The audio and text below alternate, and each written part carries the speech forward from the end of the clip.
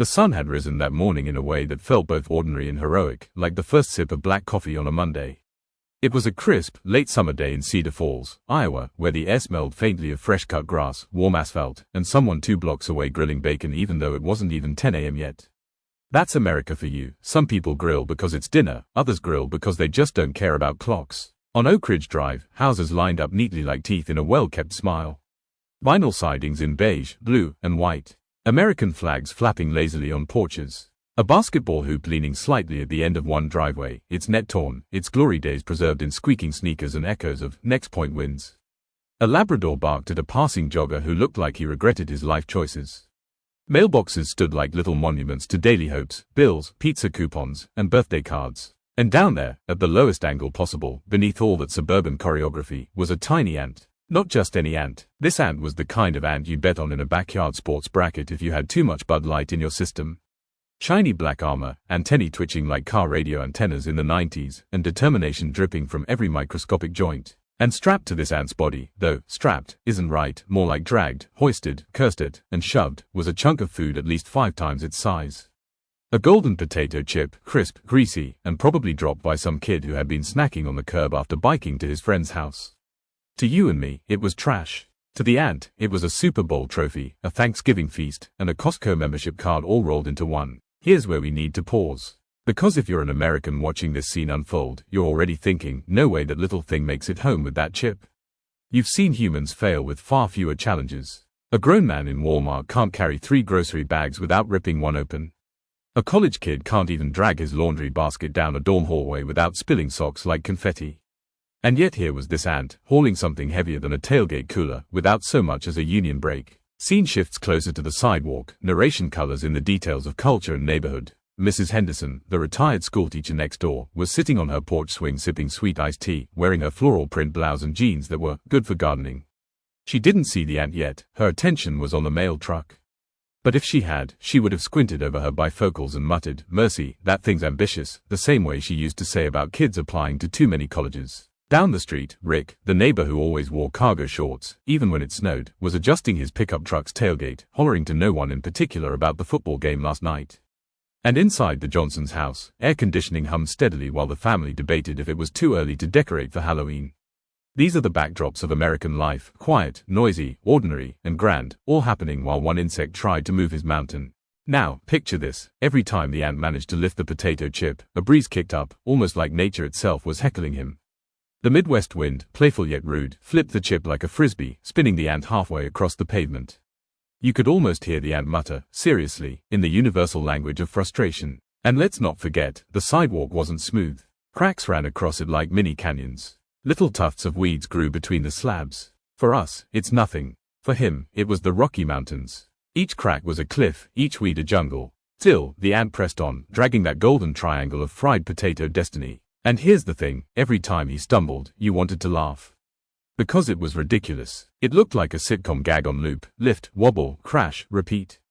But then, just as quickly, you caught yourself rooting for him. Because if this ant could keep going with 0 applause, no Instagram likes, no energy drink sponsorship, what excuse do the rest of us have? A little boy named Tyler, riding his scooter, noticed the ant first.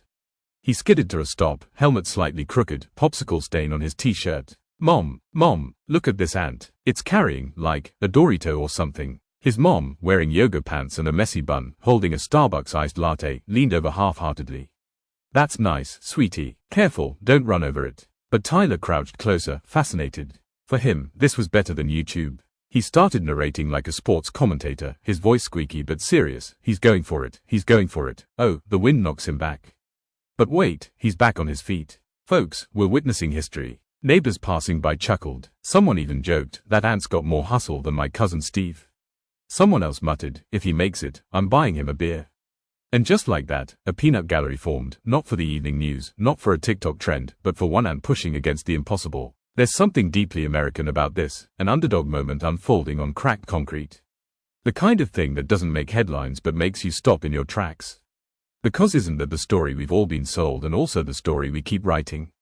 Work harder, push further, carry the load even when it feels absurd. Sure, sometimes it sounds like a motivational poster in a dentist's office. But here, in real time, it was alive. By noon, the sun burned brighter. Shadows shrank. The sidewalk shimmered like a stovetop. A UPS truck rumbled past, leaving behind the smell of diesel and the sound of packages sliding. The ant kept going, 1 inch forward, 2 inches back. The chip caught the light, gleaming, golden, ridiculous. Tyler's mom eventually tugged him away. Mrs. Henderson went inside for lunch. Rick cranked up his pickup's radio. Life moved on, but the ant didn't stop. Because he couldn't afford to. For him, that chip wasn't a trophy, it was survival, contribution, proof of effort. Ant colonies don't do participation trophies. You either bring food home or you don't. And here's where we'll leave him, halfway down a suburban sidewalk, sweatless but relentless, hauling something no one believed he could. Maybe he'll make it, maybe he won't. But tell me you don't feel a little called out. Tell me you don't feel like putting down your phone, lifting whatever chip you've been avoiding, and giving it another go. Because if an ant in Cedar Falls can make neighbors cheer just by refusing to quit, what's stopping the rest of us? Scene 1 ends not with a triumph, but with a question: who's really stronger, the creature who carries more than his share, or the rest of us watching from our porches? The afternoon stretched on in Cedar Falls, the kind of heat that makes you squint even when you're wearing sunglasses. The sun had no mercy, not for kids riding bikes, not for men mowing lawns in tube socks, and certainly not for one ant dragging a potato chip the size of a Buick door. That chip had already been flipped, dragged, dropped, and cursed it in ways only an ant could understand. But here he was, still clutching it, still moving. Progress was measured in sidewalk cracks, not miles. He was the picture of persistence, a living, crawling metaphor grinding against the odds. Now, before we get too noble, let's be honest, it still looked hilarious. Every few seconds, the ant toppled backward, legs thrashing, chip wobbling like a drunken kite. But isn't that the essence of all great comedy? It's funny because it's true. We've all had our ant with a chip days, carrying groceries, dragging furniture, trying to make rent, fighting Monday mornings. Life's sitcom is written in those stumbles. Around the corner, a teenager named Brittany was sitting on her front steps, scrolling TikTok, wearing a hoodie despite the heat. She spotted Tyler again, scooter parked, eyes glued to the ground. "What are you even looking at?" she asked, chewing gum loudly. Tyler pointed. "It's an ant. He's carrying this huge chip." Brittany squinted, then smirked. "Man, that bug's got more motivation than half the dudes in my class." Her words drifted across the yard. Mr. Wilson, watering his lawn in a pair of cargo shorts and New Balance sneakers, the uniform of American dads everywhere, chuckled. "Ain't that the truth?" he said, adjusting his baseball cap. Then, with that special blend of dad humor and misplaced confidence, he added, "Betcha he makes it all the way. Ants don't give up." And suddenly, without anyone intending it, the ant had an audience again. Not the same folks as before, life had shifted, but new witnesses stepped in. Like fate wanted to prove a point, or maybe just wanted everyone to laugh at how invested humans can get in something so small. See, Americans love an underdog. From Rocky Balboa to the kid who eats the most hot dogs at the county fair, we can't help but cheer for the one who looks least likely to succeed. It's part of the DNA. Hard work, grit, stubbornness, it's our national cocktail. Sometimes we forget to drink it ourselves, but when we see it in others, even an insect, it wakes something up. But let's not sugarcoat this, the ant was in trouble. The sidewalk ended in a patch of grass. And if the concrete was rough terrain, the grass was a jungle straight out of a Vietnam movie. Blades taller than skyscrapers, shadows swallowing him whole. For us, it's lawn maintenance. For him, it was the Amazon. He tried to drag the chip forward, but the grass grabbed at it, bent, snapped, refused passage. He tugged, slipped, tried another angle. For the first time, it almost looked like defeat. The chip leaned sideways, too heavy, too awkward. The ant scurried around it, inspecting like an engineer at a construction site. And here's the twist, other ants showed up. 3, then 4, then 6. Reinforcements. They circled, tapped antennae, debated in silent movements only ants could understand. Imagine a football huddle, tiny bodies plotting strategy under the sun. You could practically hear them whispering, "All right boys, lift on 3. Together, they heaved. The chip rose, wobbled, moved an inch. Then 2. Momentum built. What was impossible alone became laughably possible together. And isn't that the kicker? One ant is inspiring, but a team of ants. That's a sermon. It's the staff meeting that doesn't suck. It's neighbors showing up with casseroles when your grandma passes. It's strangers pushing a stalled car on the freeway. We forget it sometimes, but deep down, Americans live for teamwork.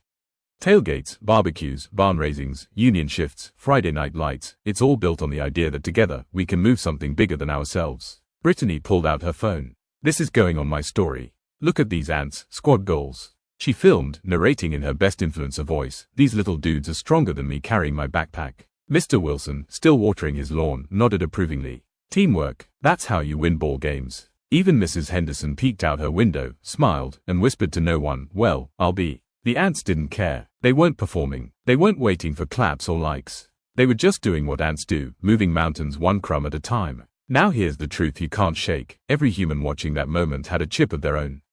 Not a potato chip, but a burden, a dream, a weight.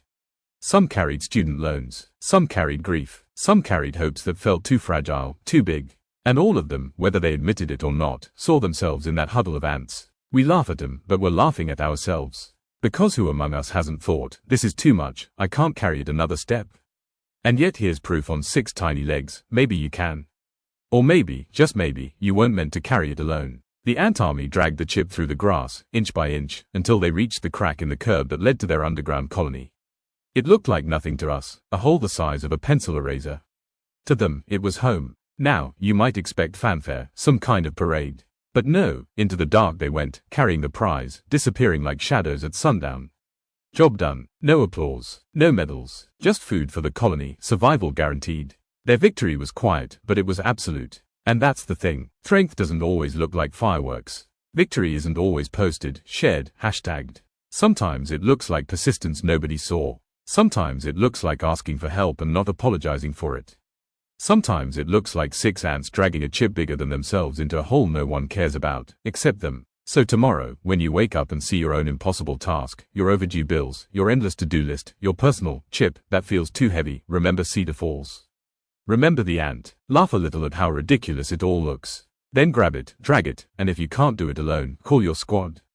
Because that's how it works. That's how we move the impossible. By dusk, the neighborhood had moved on. Kids played tag under firefly light. Lawnmowers fell silent. Screen doors banged shut. Somewhere, someone grilled burgers. American life, humming as usual. And beneath it all, hidden in the earth, the ants feasted on their victory, nameless, tireless, undefeated. So the next time you drop a chip on the sidewalk, remember, it might just become someone else's Everest. And if an ant can climb his, what excuse do you have for not climbing yours? Because in the end, we're all just ants carrying something bigger than ourselves. The only question is, will you keep dragging it, or will you quit halfway? Like and subscribe if you want daily dose of happiness and motivation.